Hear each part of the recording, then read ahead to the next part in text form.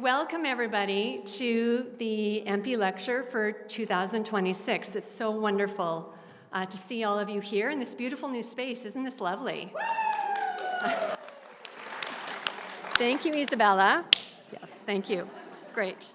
So on behalf of the faculty and students of the Department of Human Ecology, we're so happy to welcome you here this evening for what I think is going to be a wonderful lecture by Dr. Emmeline Child. And I'm going to introduce her in a little while. I just have a few other things to do first, Emmeline. So I hope that you enjoyed the poster fair. Wasn't it great? Okay, good. So thank you to all the students that participated in that, and also to our judges, Adam Gallivan and Anne Bissonnette. I don't think we told the students that we were going to have judges. It's a bit of a surprise. But just to get us started, I'm first going to do a land acknowledgement. Okay. The University of Alberta respectfully acknowledges that we are located on Treaty 6 territory, a traditional gathering place for diverse Indigenous peoples, including the Cree, Blackfoot, Métis, Nakota Sioux, Iroquois, Dene, Ojibwe, Saulteaux, Anishinaabe, Inuit, and many others whose histories and languages continue to influence our community. My name is Rhonda Breitkreitz. I'm the chair of the Department of Human Ecology, and I'm really excited about this event in the new space with the posters and with our speaker. So I'm really glad that you're here. And we're going to do our special surprise first, and that is that we have 3 winners of the poster contest, and we're going to give them a cash prize of $100. So they don't know this. This is bonus money for our students. $100 each. So I have the very confidential sheets here from the judges. Maybe we need a bit of a drum roll. Okay, thank you. Thank you. Okay, in first place, we have Deirdre Hackman. Is Deirdre here? I'm not sure she's in the room right now, but congratulations, Deirdre. She has invented this active heating for winter sport performance that was showcased at the Olympics this year, so it's pretty neat. So congratulations, Deirdre. I think she's in the other room still, but we'll track her down. Okay. In second place, we have Haneen Abraham. Come on up, Haneen. Come on up.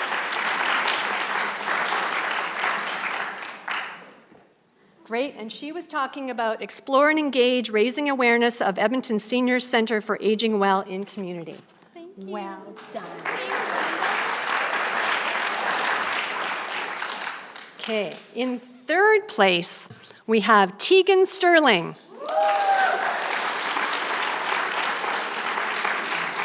And Tegan's poster was about sorting Canada's textile donations.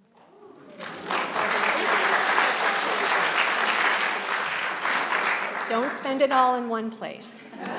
Okay. Great. Okay. So the Empey Lecture is delivered annually in honor of Professor Elizabeth Empey, who is the Dean of Home Economics at the University of Alberta from 1960 to 1976. And this lectureship commemorates the many contributions made by Professor Empey to our profession. Public lectures are delivered on issues related to the various fields of study relevant to human ecology, which include family science, material culture, clothing and textiles, and nutrition.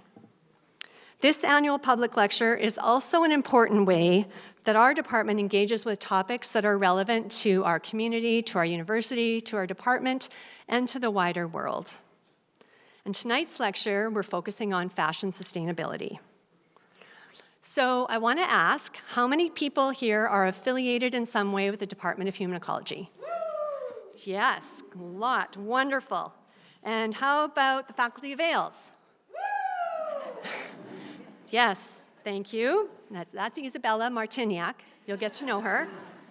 How about the University of Alberta broadly? Yeah. Community of Edmonton? Yeah. Province of Alberta? Anybody from outside of Alberta? And outside of Canada?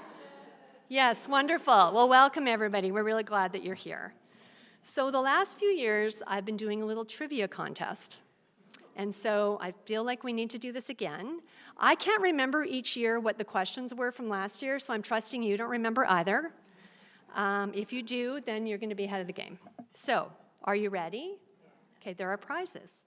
Okay, maybe perhaps people from Human Ecology. Well, I'm not going to put any limits on it. Which program in Human Ecology is offered through a partnership with the School of Business? Oh my, okay. In the red sweater. Yes, okay, come on up. Or Isa will deliver the prize. Okay, good. Very well done. Okay, question 2. I think this might be harder. What was the first original name for the Department of Human Ecology? Right there. No. What's that? No. Yes. Yes. All right. Very well done. Okay.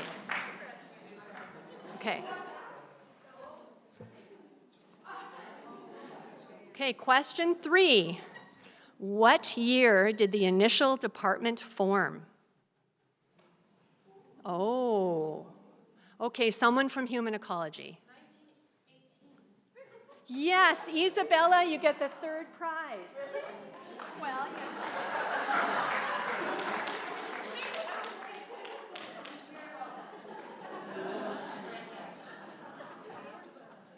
very good participation. Thanks, everybody.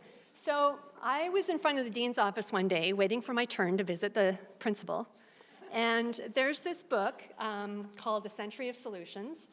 And in this book, I read this, and I'm going to quote this for you.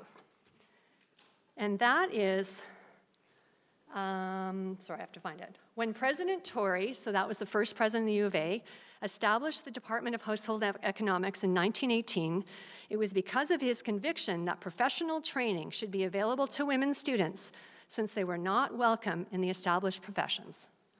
So that is the origins of our department. I think it's good to remember. Okay. All right, so enough of the history lesson. Now just a few logistics.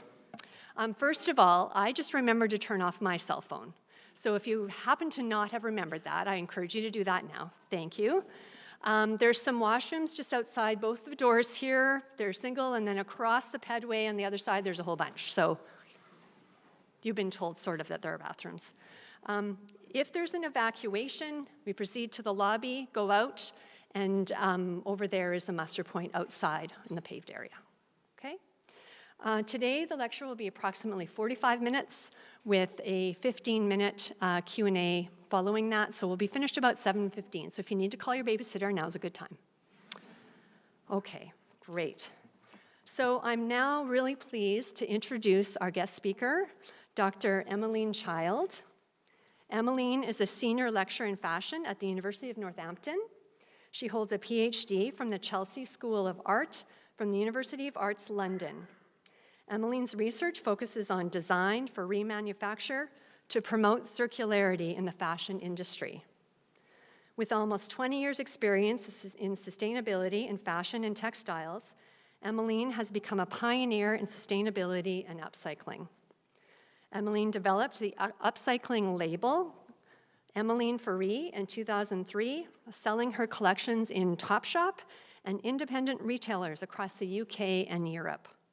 She has also established a sustainable boutique in London, and she has taught in the UK, India, Sri Lanka, and in the areas of sustainability, fashion, and design.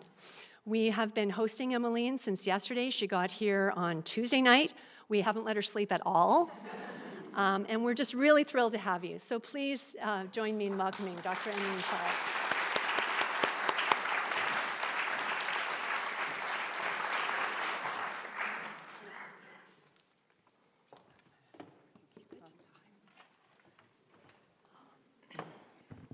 Okay, Brilliant. Thank you so much for that really warm introduction. And thank you, everyone, for taking the time out of what we all know are very busy lives now to come and listen to me. I feel hugely privileged to be here. And I cannot express how much the team here at the University of Alberta have been so generous and kind with their time and making sure that I'm really well cared for, even if I haven't had much sleep.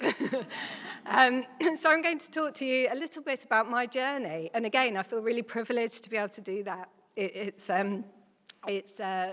quite rare as a lecturer that we have the opportunity to actually talk about ourselves and what we've been doing. So hopefully this will kind of give you an insight into my journey, some of my reflections, and some of the areas that we still need to kind of drive forward to increase circularity in the fashion and textile industry. So my presentation is called Scaling Up, Navigating Redesign with UK Textile Waste Streams. So I'm going to talk through a little bit about the issue, just to give some context as to what the issues are in the industry, a little bit about my journey from industry, then into research, and a little bit about what I've been doing since submitting my PhD, and then where I hope to take that as we move forward within my career. So just to give some context, we have the problem of the fact that the fashion industry has been considered by the United Nations Conference on Trade and Development to be the second most polluting industry in the world. And this is due to its really complex industry that we've created. The picture here you can see is in Ghana, and it's some wetlands that have been used as a textile dump. We're increasingly encroaching onto these natural spaces to deal with our issues of textile waste. And this is because it's a really complicated industry. It's really interlinked, and it's partly due to the globalized economy that we've created, where we've shifted away from that localized communities. But also it's the fact that we're producing so much textiles. It's said that we produce between 80 to 150 billion garments a year. And we don't know the exact numbers because if anyone that's in the fashion industry and textile industry, you'll know that actually it's really hard to get accurate figures. And so the reality is that this could be an increasing even more.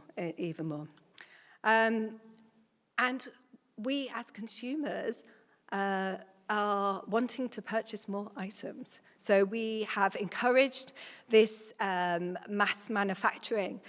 It was sold as a sort of dream for us. We send manufacturing overseas. It was to give people the opportunity to gain employment, as well as giving us the opportunity to get cheaper goods. Of course, the dream has turned into a bit of a nightmare, and what we've created is something that's unsustainable and cannot continue long term. So we really need to do something about it, and there is an urgency in that as well, which I think we're all increasingly seeing within the global environment that we're witnessing. Although, obviously, now I'm in Canada, it suddenly started to snow, so it's quite different to what I was expecting.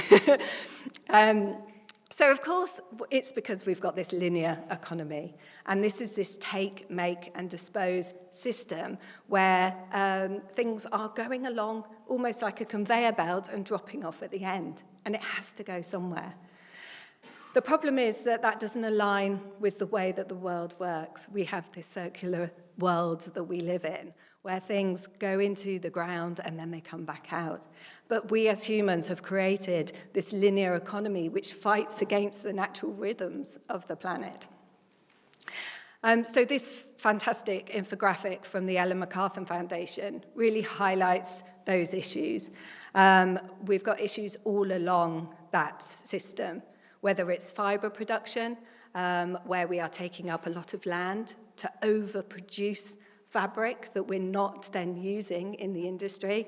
That's taking away from growing food for people to eat.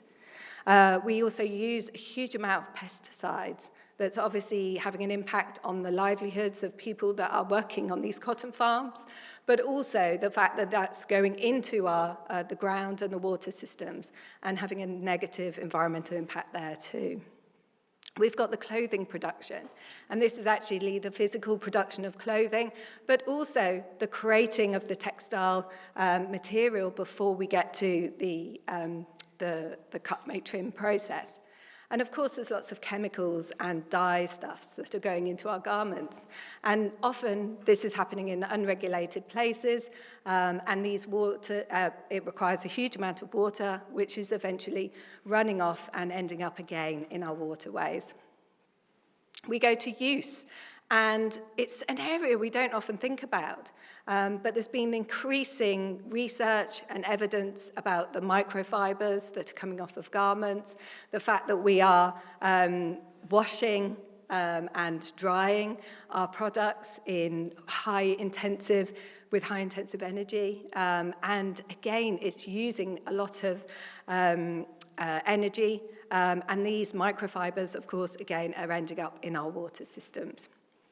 And then when we look at the after use, which is really where my research sits, we have huge issues of dumping product, as you saw in that picture beforehand, but also incinerating as well, so burning garments. And we burn a huge amount, often again in unregulated places, out the back of factories where it's just easier to burn it than actually deal with it in other ways.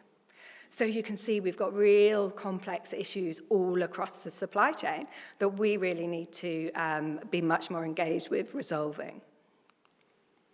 And when we look at how we've taken this from a localized to more of a global economy, we can start to see how complex it really is. This is the global journey of a basic t-shirt, a mixed cotton t-shirt. And this is to be sold in the UK. So this is an item that I've tracked and traced around where it's going. And you can see the yellow is where it's going to be sold in the UK. We've got the red showing where it's being manufactured and produced. So we've got the cotton being grown in Uzbekistan.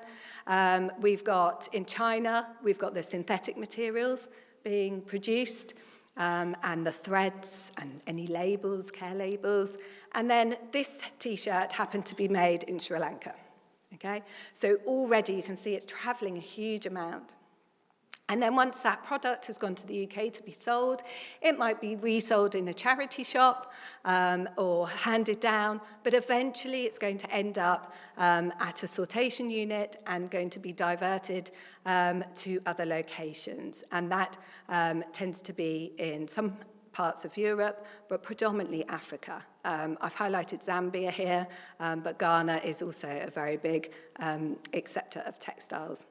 And then we've also got Chile there that's highlighted, and that's because a lot of the pre-consumer textile waste is ending up in the deserts over there. And we've got mountains in these deserts that, of course, are not biodegrading because there's no sort of water to actually penetrate through the material. So we've just got these dumps that are sitting there. And you think this is just one garment when we think about the complexity of other garments, because this is a basic t-shirt we're talking about, you can start to see how this industry has just become so ridiculous that we really need to look at how we can change it. And what we need to do, of course, is turn it into a circular economy. So we need to think about those natural rhythms of the world that we live in and work with that rather than working against it. There's two aspects to this. You can see the green side. It is green on your screen. The green side is more those kind of natural products, so thinking about how we can look to break down materials much more simply, maybe creating fast fashion that really is fast fashion. So it's worn once or twice and thrown away. But it actually breaks down and goes back into the land. We also, more my side, is the blue side there. We need to think about how we can maintain, reuse, refurbish, and recycle the products that are already in the system. There's been lots of quotes going around that there's enough textiles in the system to last the next 6 generations. We really don't need to be producing another 100 billion garments next year as well. So, yeah, again, how do we look to bring these systems much more into the everyday rather than being niche, as we're sort of still seeing? So that's a bit of context. And now I'm going to really talk to you about my journey and how I've kind of navigated through this, what I've learned from it, and where it's kind of taken me moving forward. So again, just to add some context, in 2003, I'd finished my undergraduate degree and I undertook something called a Knowledge Transfer Partnership Scheme. Now, I think there is something similar in Canada, but I'm afraid I don't know if it's a slightly different acronym. But it's where the government basically funds research where you work with an institution and with industry partner. And then you go in for a set time, a set contract, to look to resolve an issue for that company. So they're trying to attract, graduates that have the ability to go in and kind of see that bigger picture. And I was working with the University of Northampton and Kettering Textiles, and they were the recycling arm of the Salvation Army Trading Company. And here I was looking to support systems to increase the amount of textiles that were utilised. So the Salvation Army, just to give you context, they are the biggest waste collectors of textiles in the UK, and they have 250 stores across the country, as well as textile banks at most supermarkets. So they're big players. They do process about 65,000 tonnes a year. So they're quite buoyant, they're quite good. So an ideal company to go in to observe their systems and to really understand and learn more about what they do. Anyway, so my first role was to go into the company and really look and observe. So I went into the sortation line and I observed and I spoke to people and really tried to understand the business and understand what was going on. And it struck me quite early on that a lot of the sorters were sorting very basic items for, wool that would be then sent to India to be respun, or denim that would be used for wiper cloths. But there wasn't anyone in there that had that kind of fashion knowledge that knew what would sell. So first off, the suggestion was that we trial out a store where we sell premium products that could be sorted. The best thing we can do is not do anything at all with this product. It's the most sustainable thing, is to reuse it as it is, because it doesn't require any more energy. So that was the first port of call. And that's where I created the Restore with the Salvation Army. And this is a picture from 2004, and we opened it up in Newcastle, which is the northeast of England. And it was purposely done there. It was far away from London. It gave us the opportunity to test it out without any fear of kind of any negative press or anything. We were obviously working with the Salvation Army. They are very conscious and aware of their money going, obviously, the right way. So we wanted to test it before we launched it into a London environment. And that was really formative, and I learned a lot from it, but I also found that I was taking products sort of away from other stores that was like the premium product. And I found that I was slightly upsetting my peers, because suddenly the area managers, the store managers were going, they're getting all the money, they're getting all the diamonds, as they're called in the industry. They're creaming off all the great stuff. We want that. And I suddenly realized that actually that wasn't going to work for me to work within the company. So I needed to really adapt and think about how I could work with this product in a much better way. And that's where the whole idea of kind of redesign came in, taking product that no one else wants. So I was taking product with holes in the elbows, or the cuffs have stretched, or things that wouldn't have been sold on the shop floor by the Salvation Army. And I was cutting them up and remodeling them into new garments. And that's where the Emmeline Child started. So it was still within the confines of this contracted project.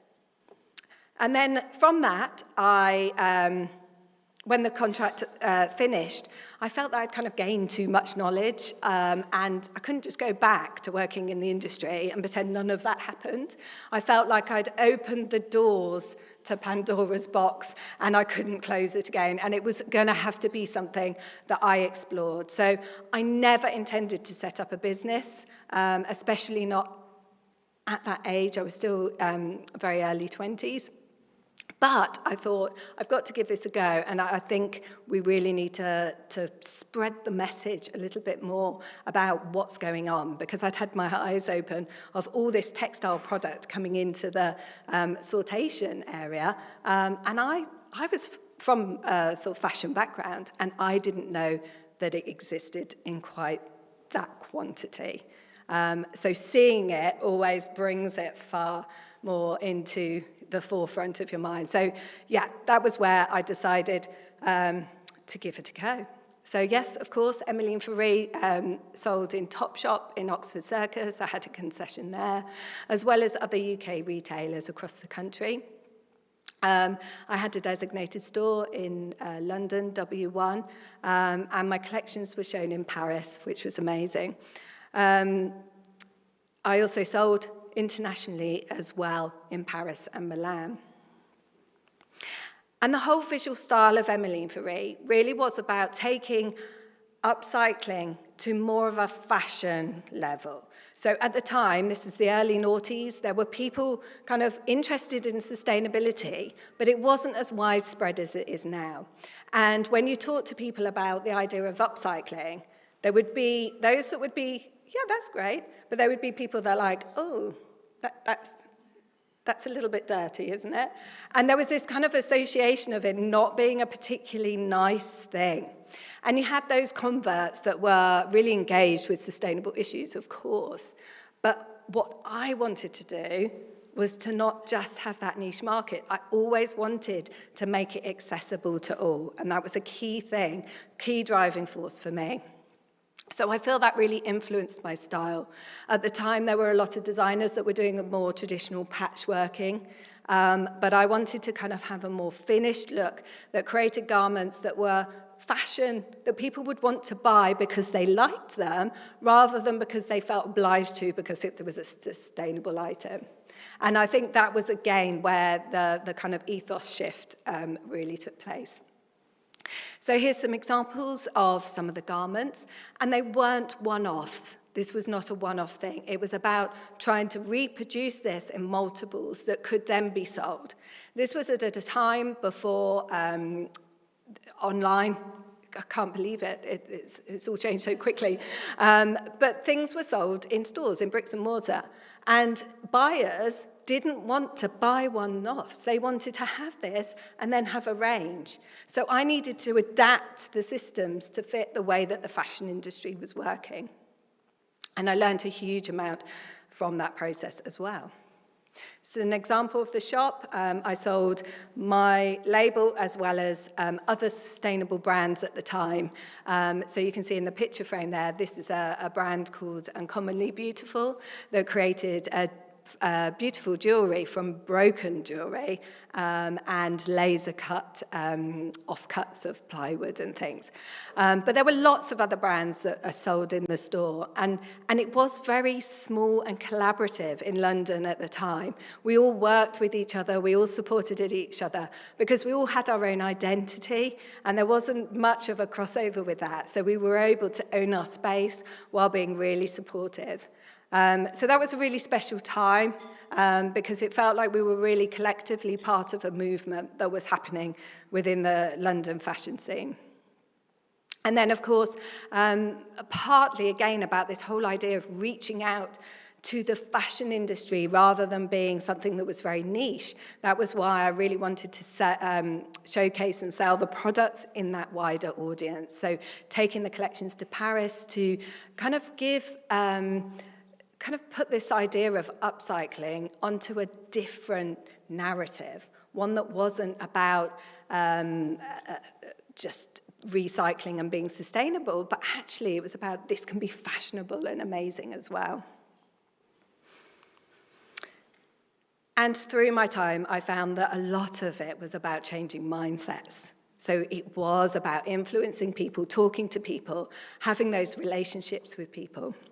The project or the photo on the left is, it was an amazing project that I did with a company called Axon Automotives, and they had produced recycled carbon that they'd created into some car manifolds. And we came together and did a lovely project with some visuals, but also with the car that they produced, the prototype car. You were given the option to customize the interior of the car, and that's where I came along, providing the textiles, and we custom made the interiors, which was a brilliant project. In the middle there, this was at Alternative Fashion Week in London. Again, getting it out into the fashion world was something that was really important if we were going to make it acceptable and normalize it as a thing in the industry. On the right here, this is me outside the Houses of Parliament. I am the first person, apparently, to do a fashion show in the Houses of Parliament. That is another story, and it does involve lots of men with guns being very confused. I nearly brought the whole place to a standstill because they didn't know what to do when I was trying to bring in mannequins, models. It was an interesting, I'll never forget that. Well, I thought in my early 20s that actually, what we need is policy change. So it's great having this grassroots, it's great making it more acceptable, but what we need is to make it happen at the top as well. So that's why I went into the Houses of Parliament, thinking that I would do a fashion show to the MPs, and they'd all go, very lovely, this is what we need to do. Shows how naive I was in my early 20s.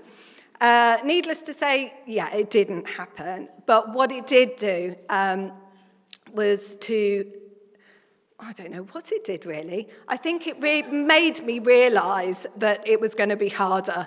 This journey was going to be harder than I thought it was going to be. And yeah, that was quite a learning curve in itself. Another thing that was very hard is the supply chain. I realised that the supply chain for upcycling is very different to the normal supply chain. This is a blanket coat. It was called the blanket coat. I don't know, well, because it was made from blankets. But it was a really popular design. We put it in Topshop and it sold out straight away, the range. And we were like, brilliant. And they were like, we need more. You need to send more. And I was like, I've run out of blankets. And I was like, oh my goodness, this was quite a high ticket price as well. It was a great item in that respect. But yeah, I realized at that point that designability alone is not enough to make it when you're doing sustainable issues, when you're looking at upcycling. You need to consider all these other elements that you don't have to consider if you're churning out products for the fast fashion industry. And that really kind of sets off why that took me into where I then went. So in 2009 in the UK or globally, we had a recession. And I had my store just off Oxford Circus, which was amazing, but actually not amazing because I was surrounded by cheap fast fashion. And they rode through the recession by slashing their prices. And I couldn't do that because I was manufacturing in London, it was expensive. My products had quite tight margins anyway to make it kind of appealing and acceptable. So I just couldn't do that. And it became increasingly hard. Anyone knows that in a recession, luxury is fine because those that have money still have money. The kind of bottom end of the market. The fast fashion is fine because people still need clothes, but it's that middle sector that always gets hit. And of course, that's where I was. So I needed to think about what I was going to do. And that was where I'd been lecturing, I'd been talking, communicating with people anyway. So it seemed a natural progression to go into academia.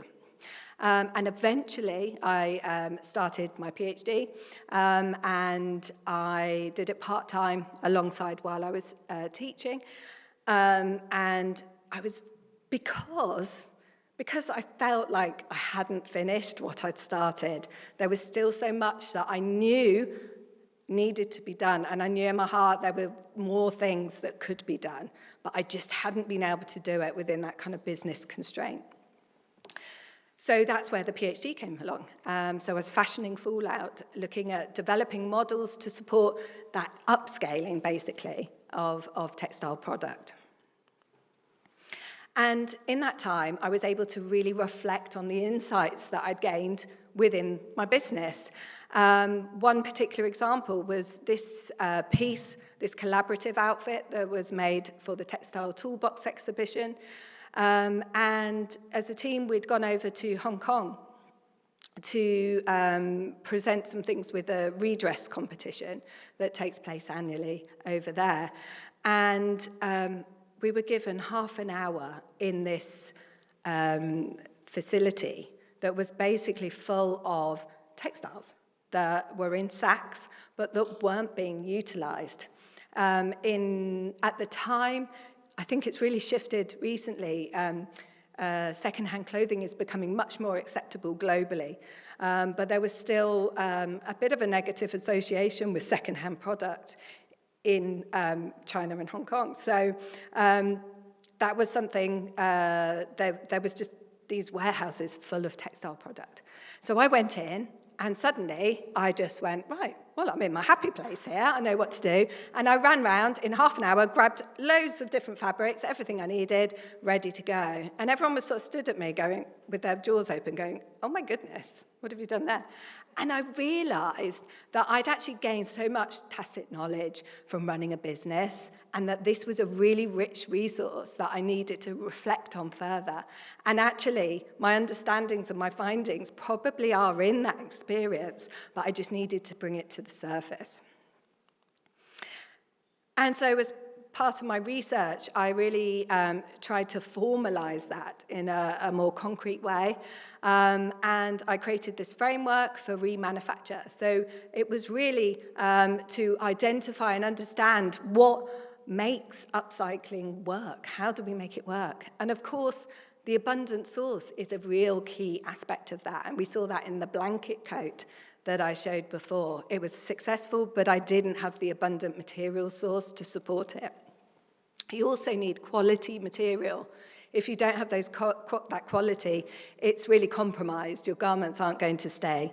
And then simplicity of the garment. It's all very well creating really complex items, but you're never going to be able to scale that up. It's going to minimize the ability to do so. And then encompassing all of that was time. I was hugely aware that time was a big factor with this. When you're looking at upcycling strategies, you have to find the clothing, inspect it, clean it, deconstruct it before you're even starting. So time was always an element that was to be considered. And there were other aspects as well that supported the wider success of this. And then that's when I really thought that I'd been working at end of life and disposal, but actually we've got fallout happening every single stage. So products and items that are literally falling out of the system that we are just throwing away. So what I thought was, rather than being very reactive at end of life, I needed to be more proactive and move up that supply chain a little bit more and work with the products that were up there, because they wouldn't have the quality issues and would have the potential for sourcing greater scale. And that's where I went into the factory. I was very fortunate. I'd been teaching over in Sri Lanka, so I'd built connections with some of the manufacturing facilities. And I was very fortunate to be able to go in and observe firsthand. Now, this manufacturing facility is a very large one produces for global brands. And I was able to see the amount of whole product fallout that was coming out of the system.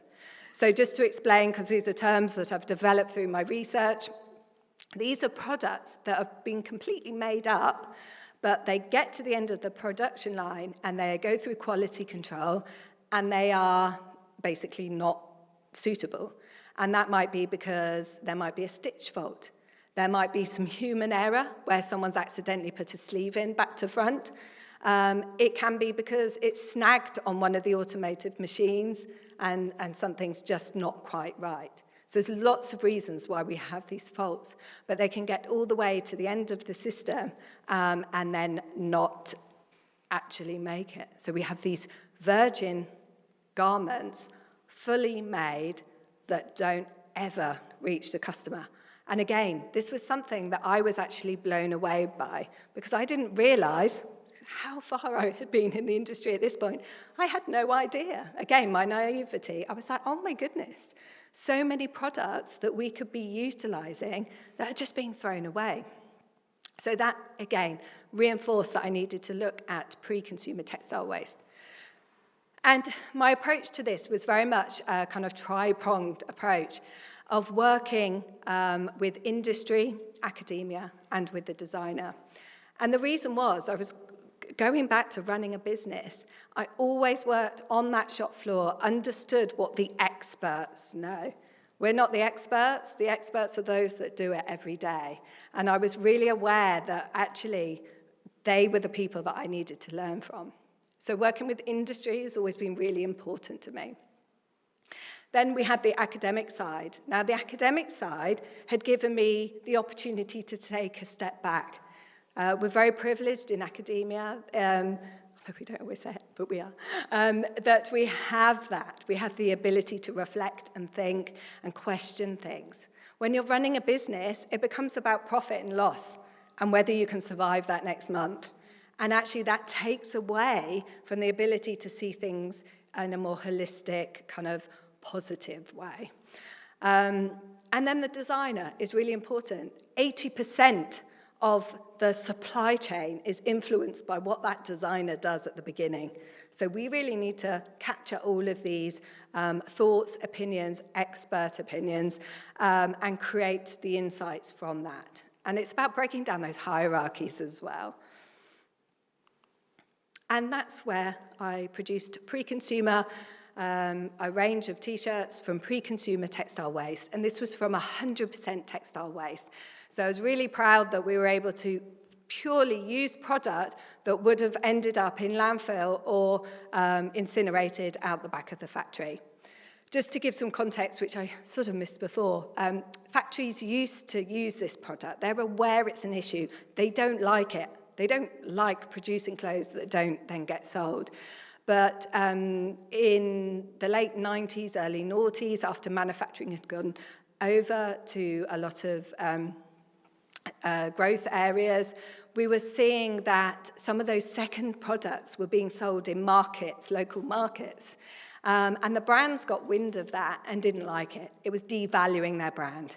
So they kind of shut all that down and they brought in brand protection strategies. So the manufacturers are obliged to sign these, otherwise they don't get the contract.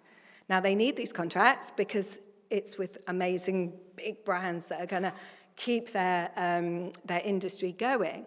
But they don't like the waste. So they were very keen and proactive to support this project. But I couldn't do it with the initial factory. So this factory was actually too big, and they weren't prepared, understandably, to stop their supply chain in order to put my product in it, because they're making thousands and thousands, millions of units a year. So they put me in contact with a slightly smaller company and they still make 20, 30, 40,000 units at a time, so they're not small. But it meant that I was able to observe and understand it within their system and see if it would have the potential to be scaled up. Now, this was a pilot test run, so I didn't sell the products at the end. It wasn't about that consumer feedback at that point. It was about being a case study, a test run to see if it worked, that proof of concept. And of course, all the way through, it was really important to hear the perspectives of different agents within this project. So the industry also noted that time was a real issue. So this time thing keeps coming up. And initially, they were trying to they went into the project viewing it like they would their normal production. And so they realized that the costs were very different. And so they felt that actually it didn't work in that scenario, and that it needed to be, if it was viewed on productivity, it doesn't work. What we need to do is really reevaluate time into the product and the sustainable aspect of it, and really think about a different pricing structure so that we acknowledge this is a different product. And also I was able to reflect that there was just too much standardization happening. I know it's important to be standardized, but we've got into this system where we don't fully communicate with all these different agents, and we'll send tech sheets or tech packs over to the manufacturing facilities, and they will produce exactly what is created. But actually, we need to have greater communication so that we can flex a little bit more. If you've got one stitch line that's slightly out, is that really going to impact the user's experience of the product? I don't think it really diminishes the value of it too much if we are able to then keep so many more products into the system. And overall, I felt that to foster change, both the manufacturing facilities and brands must start to recognize and acknowledge this fallout waste stream and revalue it as a resource. It's not waste, it's a resource. Identifying and enabling new methods to reutilize it. They will need to work on it together. We need a collaborative approach. The manufacturers will not do this if there's not a market for it. And likewise, the brands will not do it unless they know that they can make money from it, unfortunately. And of course, an integrated system is more cost-effective than a non-integrated. So approaching a manufacturing facility to some extent is a really good idea because we have all the resource there already. We have the equipment. We can integrate it far more easily. And then we can look to create areas where this is a focus for the disassembly without it being kind of a completely separate setup. So then moving on, I've always had a really good relationship with the Salvation Army Trading Company, and we were actually doing a charity-based research project that I was an advisor on as part of my role at UAL. And it's quite a different team there now, but they got back in contact and said they'd love to do another project. And I was very fortunate to win a UKRI bid where we came together to look at textile waste again. So they went, you know that thing you did 15 years ago? I think you might be onto something there. So it's thinking, okay, so we will look at that and we'll go. So it's been great. I've loved it. Been able to go back in. They've got a new sortation site now. So that's this one here that you can see the pictures of. And this is a conveyor belt that moves quite fast, and it is continually moving. So all the textile banks from across the country will dump the product at the entrance, and it flows through the factory. Now, some of the product is sorted through fibre sort technology, where they use lasers to identify the material, and that gets put into certain areas. The people here are not sorting product. You can see it's coming in bags. All they're doing is removing any kind of alien products that shouldn't be there. So things like crockery and ornaments and teddies. Unfortunately, there's a lot of teddies, and various things that shouldn't be in the system. And then the rest, unfortunately, majority is sent to other countries to be sold there. A lot of the charity shops are actually self-sustaining, so they rely on those donations. And these textile banks are an additional. And again, this is something I don't think people are fully aware of the volumes. When I take students here, they're always kind of their jaws dropping to the floor, because this is continually going around, sometimes 24 hours a day, just churning out textiles that we've just chucked away. So anyway, sorry, I digress because I do that a little bit. So the idea was to look at producing a range that they could scale up, use some of this product, put it into their store and sell. So really simple idea. They want to sell it through their 250 stores. So this was an opportunity to really look at scaling it up. And obviously keeping the product in the system. The idea was to promote innovation, enhance competitiveness, stimulate economic growth and knowledge transfer, which seems to be my thing. It keeps coming back, this idea of working with industry and academia and coming together to solve solutions. So I leaned on what I know. This idea of working collaboratively is really important. Let's go and speak to the experts. So these guys on the conveyor belt, they know what's going on, but far better than I do. So went, spoke to them, understand what the issues are, what the main products that were coming through. Are there particular material sources that you're finding continually in the system? So for this project, we decided, because it was quite a quick, small project, it was quite a small funding bid, and it was a bit of a flash in the pan, we decided to use denim. And that's because everyone's got a pair of denim jeans, a denim jacket. You know, we have a lot of denim in our lives. So it's something that you can identify quite easily, because you can see in the picture there, it's quite hard to see what's coming through. So you need to be able to kind of identify it much quickly, because also conveyor belt moves very fast as well. So you don't have time to be sorting through and sourcing things. And I work with my students. This is one of my students who is slightly mortified that I've used a picture of him up here. So I spoke to my students, you know, how do we get Gen Zs? How are we going to get the cool people into buying this product? How do we learn from the next generation coming through? And very kindly trying on some samples. And then at the end here, you can see discussions. I had lots of meetings with the store managers. I had lots of meetings with the area managers, the sustainability team, all the teams at the Salvation Army, to keep them in the loop, as well as kind of learning and asking questions and listening to what they had to say. And we came up with a range. Here is an example. We also produced this visual campaign because in a charity shop, items are individual by nature. And I needed to be able to create an identity so that we could increase the price points. And believe me, we had intensive discussions about price points, because the Salvation Army are very wedded to giving products for a very reasonable price so that people can benefit from that, quite rightly. And then I'm trying to push the price a little bit more because it's all been redesigned. So yeah, we had a lot of discussions.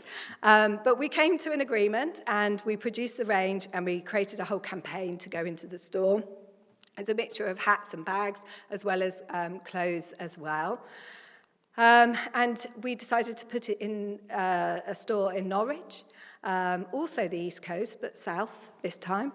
And it was selected because they felt the audience was appropriate. They work a lot with their store managers. They're able to, the store managers there are able to kind of bring their personality to the stores, and this store manager was really engaged with sustainable issues and loved the idea of what we were doing, so it was a natural fit.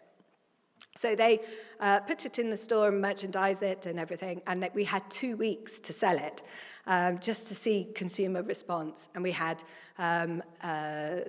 lots of surveys and things as well to get consumer perspectives and everything.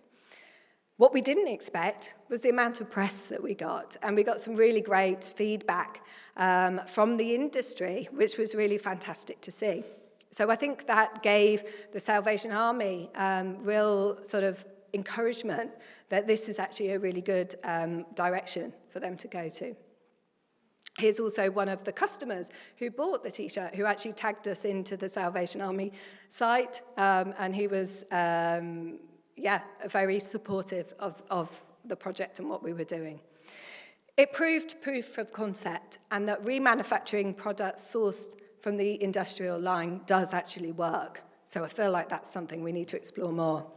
But it did highlight that denim isn't necessarily the best material for us.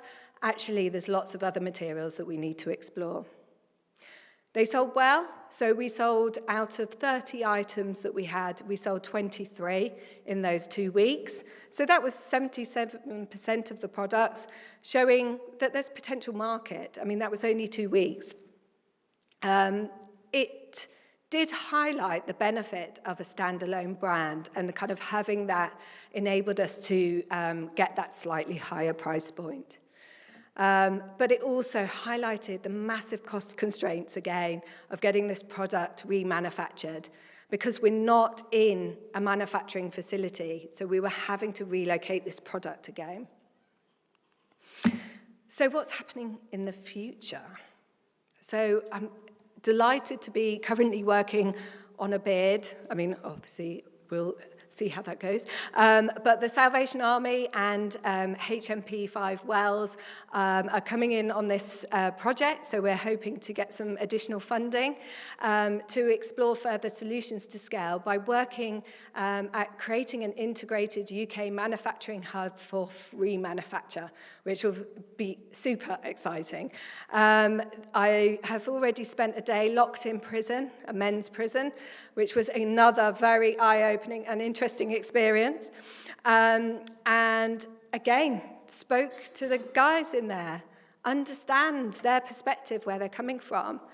And the overwhelming thing that came from it was they'd done their time, they'd made mistakes, they want to go back into society, but they're actually really scared because they're used to these frameworks and structures that they've been kind of living with. And the idea that going back out without a job, without any kind of prospects, is really scary for them. So we thought it'd be a really nice idea to see if we could create this kind of place that would allow routes of employment after release. So the Salvation Army could utilize a lot of this workforce as a way to integrate them back into society. And that obviously ticks a lot of boxes for the Salvation Army and their ethos anyway.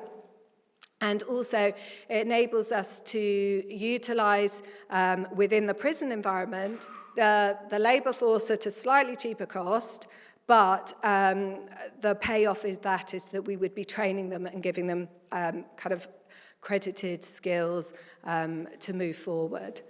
So that's the next stage, and that hopefully will enable us to scale it up, because they want to do this in their 250 stores. So this will be an amazing potential to take it to that next level. The aim is obviously to understand the feasibility of diverting significant volumes and to reduce the volume of usable goods ending up in landfill.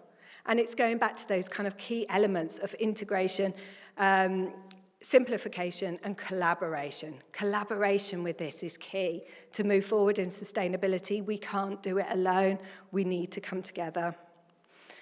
So the long-term goal is to enable methods of scale through both pre- and post-consumer textiles. I'm still wedded to pre-consumer as well, to maximize resource efficiency in the supply chain, to make a step change towards greater circularity. Thank you.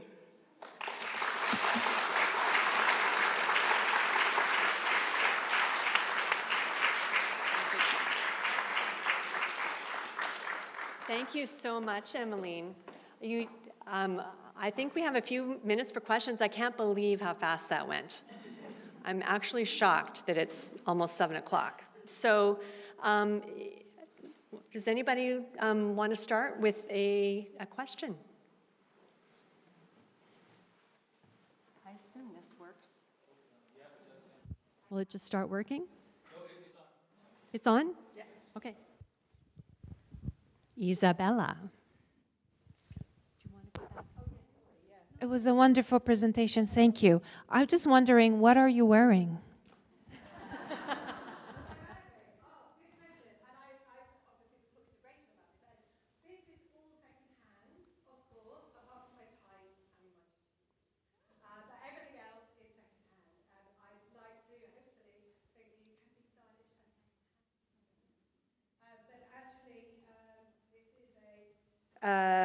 Ralph Lauren jacket, second-hand, and Bella Freud and Ted Perry little setup, which actually I bought separately. I was very lucky, and I've just matched them up. So, yeah, there you go.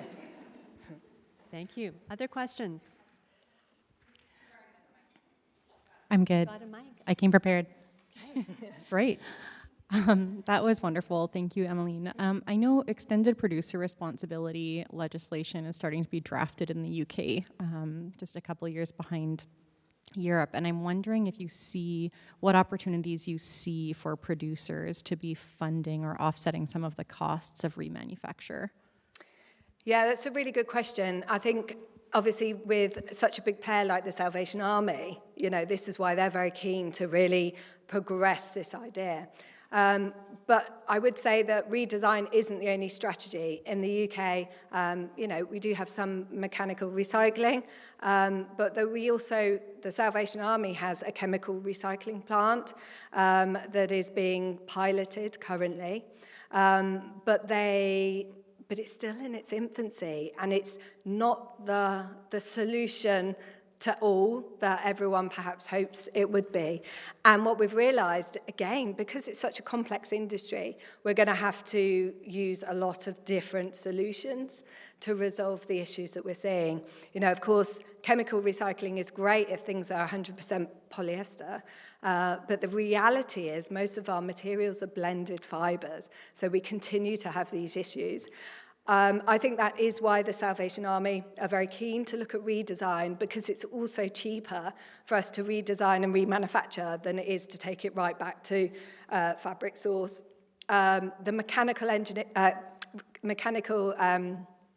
recycling as well obviously breaks the fibers up. There's lots of developments that are trying to produce longer fibers, but the market doesn't want that material because it's not as premium as the longer fiber. So again, it's that route to market. It's all very well being able to do it, but if you can't then sell it on anywhere, it's a real issue.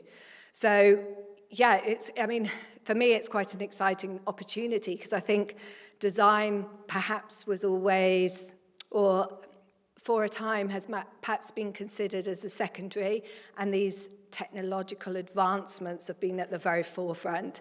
But now we're coming full circle and realizing that we do need this blended approach, which of course, has a lot of potential opportunity for funding bids, fingers crossed, so that we can look to really take it forward to the next level. Thank you. Other questions?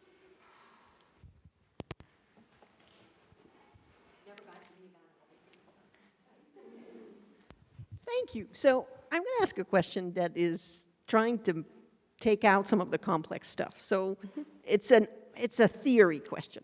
So what if countries were not allowed to push their textiles outside of their country and had to deal with them?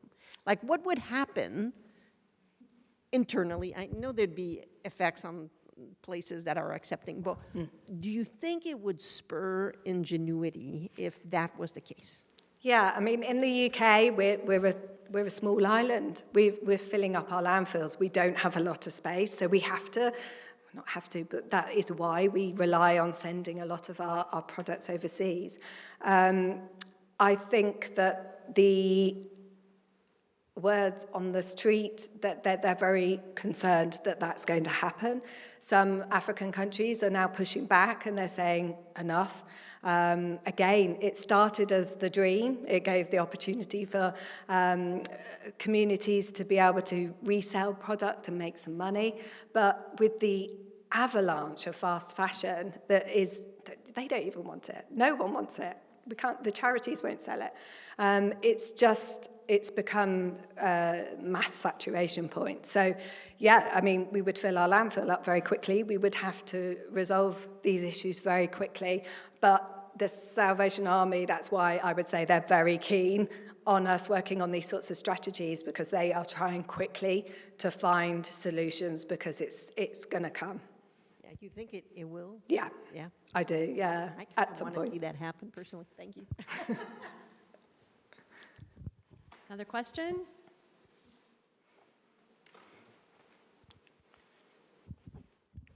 Thank you very much for your presentation, and I'm glad to see that someone has visited to Sri Lanka.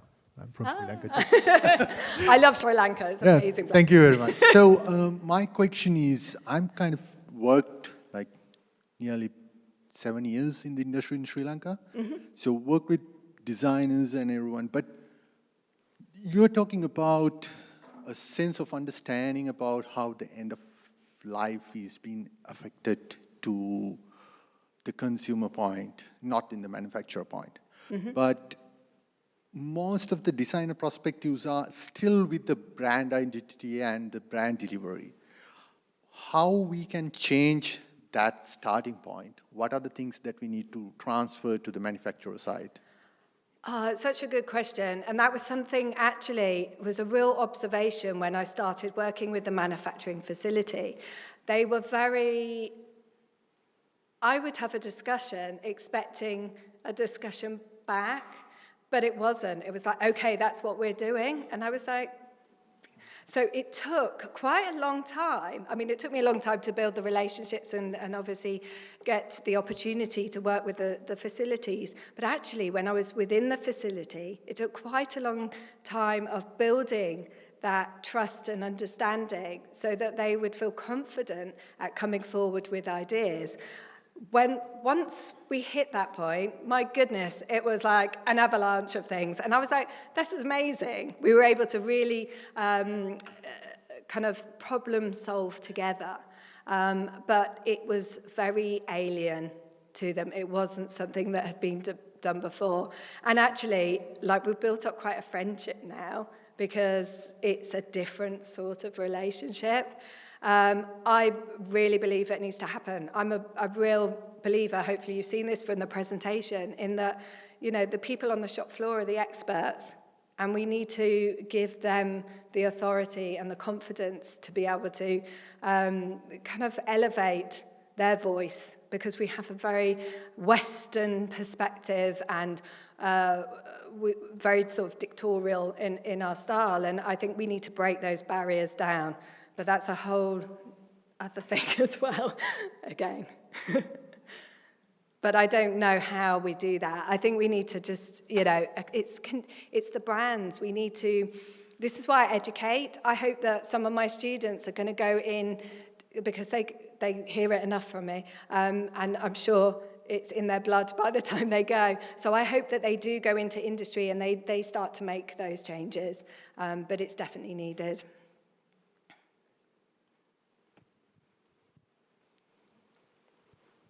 Thank you so much.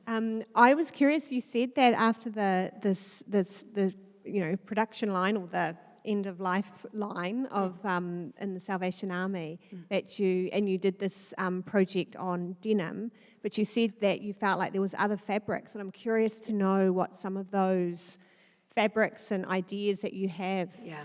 absolutely. Yeah, gosh. So, so obviously, products-wise as well, we made a range, a mix, the unisex products that we styled on men and women.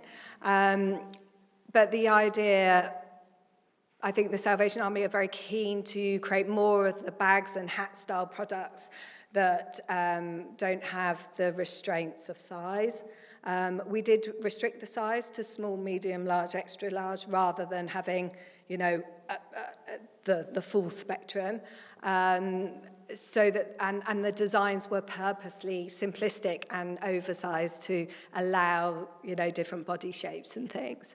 But yeah, I think they're very keen to look at other accessory-based products that would enable them to kind of turn out products effectively and quickly. But obviously, from a design perspective, we need to ensure that they are right so that they are sold, because we know that there's no point making all this product if then it's also going to end up in landfill. So there's lots to look at there.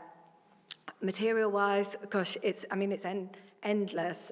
There's loads of shirting material, there's loads of knitwear, there's lots of different fibres that continually come through, because you just look around with what's in our wardrobes. Of course, there's a lot of cotton blend mix with synthetics, and I think if we were to get this sort of next stage, we would really need to look at how we can utilise that material resource, because of course synthetics now outweighs cotton for the most produced material, and then followed by cotton. So, of course, those sorts of materials are going to have to be a focus.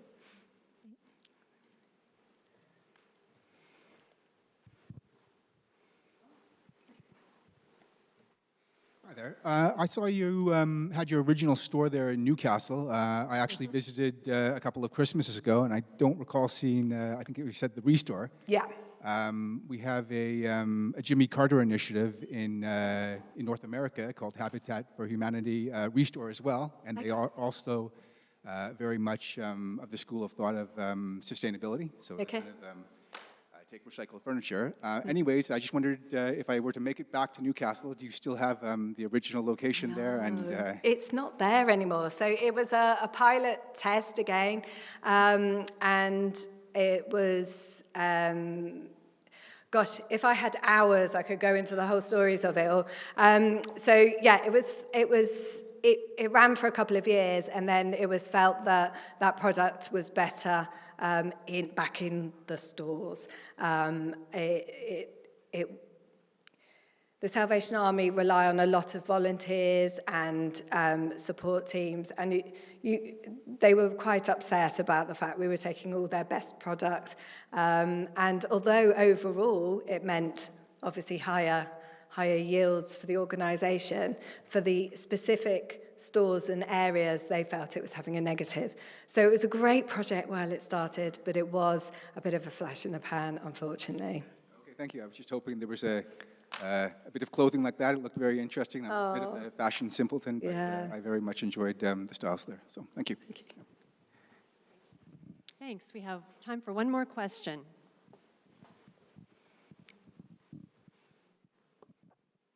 It's a simple question. You mentioned you went into the men's prison, and yes. I was wondering if your next stop is the women's prison. Yes, that's a good idea. The reason I went into probably should explain actually. The reason we went into the men's prison is because it's located very close to the Salvation Army warehouse where they bring the product in. So location-wise, again, it's all about reducing this space and scale of all this product being transported about. So the fact that it's all together makes it easier to then put in some sort of remanufacture unit. But yeah, maybe that would be the next thing. I don't know where the nearest women's prison. That's probably a good thing. I don't know where the nearest women's prison is. Great. Okay. Well, we are out of time. Thank you so much, Emmeline, for a wonderful presentation. Thank you so much. Yes, and we have a little gift for you. Thank you. Oh, amazing.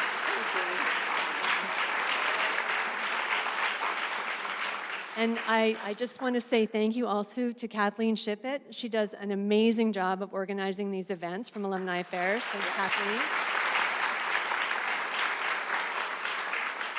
And also to Sari de Guzman, Isabella Martiniak, and Rachel McQueen for organizing. And over there, Isa is displaying, we have a brand new annual report hot off the press. We encourage you to take one, or you can get it online as well. And we also have something, a little gift to encourage you to, what's it called when you fix things? To fix things. Yeah. To repair your clothing. Yes. So thank you everyone for coming today. It's been great.